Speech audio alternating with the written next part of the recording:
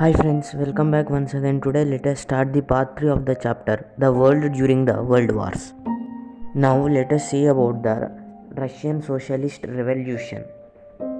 Russia was ruled by Tsars or emperors in early 20th century.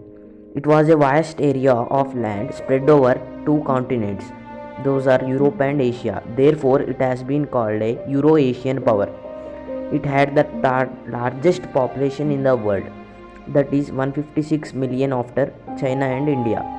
It comprised of several nations like Russia, Ukraine, Uzbekistan, Kazakhstan, Tajikistan, Turkmenistan, etc. The livelihood of most Russians came from agriculture. Often there were wars between peasants and feudal lords for control over land. The feudal lords owned most of the land and most peasants paid rent for the land they tilled. Tsar Nicholas II ruled over his vast Russian empire with the help of army and bureaucracy. But the Russian economy had suffered a lot by the First World War. The Russian army was the largest in the world before World War I. Yet by 1917, Russia had lost the lives of 2 million soldiers and civilians. It became the worst loser of human lives in World War I.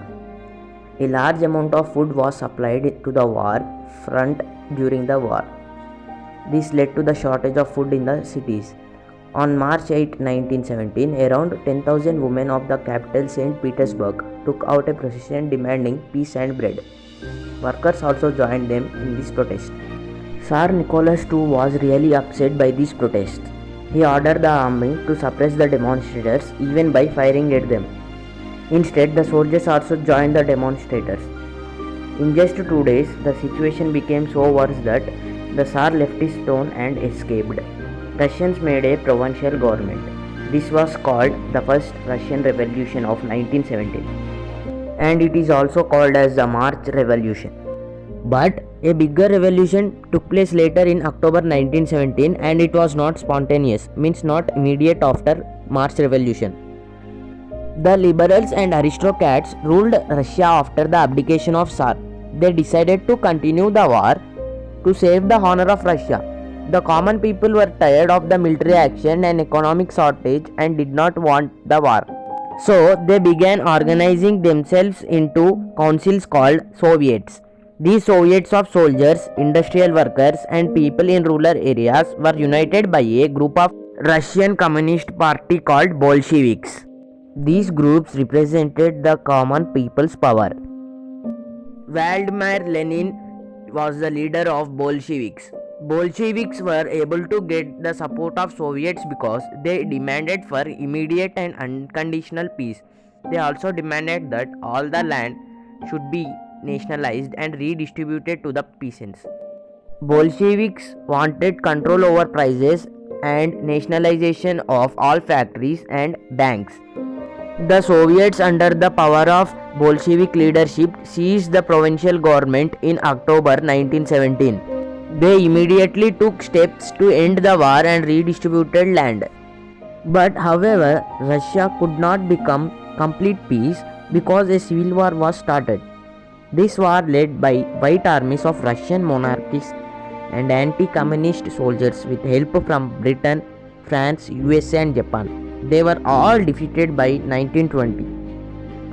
The Bolsheviks also announced the end of Russian Empire and permitted the various nations under it to become independent. However, gradually, most of the nations that came under the empire of the Tsar agreed to join the Union of Soviet Socialist Republics, that is USSR, which was set up by the Soviet government of Russia in 1922. This started a great experiment of building a country without exploiters like feudal lords, kings or capitalists. The USSR tried to build a society that was industrialized and modern and yet did not have inequality or exclusion of people on the basis of birth, gender, languages, etc. Now we will see the topic Rise of Stalin. After the death of Lenin in 1924, Stalin emerged as the leader of the Communist Party.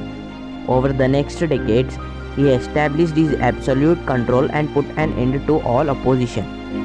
He used his undisputed power to build the economy of USSR. USSR began a program of planned economic development with its 5-year plans in 1928. This program had a twin policy of fast industrialization and collectivization of agriculture. Now we will see the impact of Russian Revolution on the world. The experience of the USSR inspired people all over the world, especially those who were committed to the ideas of equality and national liberation. These people now became communist and tried for communist evolution in their countries. Many Indian leaders like M.N. Roy, Rabindranath Tagore, Jawaharlal Nehru were also inspired by it, even though they did not agree with many aspects of communism like suppression of opposition political parties. Many people were also horrified by the violence used by USSR to suppress opposition and denial of multi-party democracy and freedom in the USSR. George Orwell wrote his famous satiric novel Animal Farm to highlight how the ideals of Russian Revolution were suffering in USSR. Okay friends, thank you for watching. This is the end of part 3. In the next part we will discuss about the economic depression.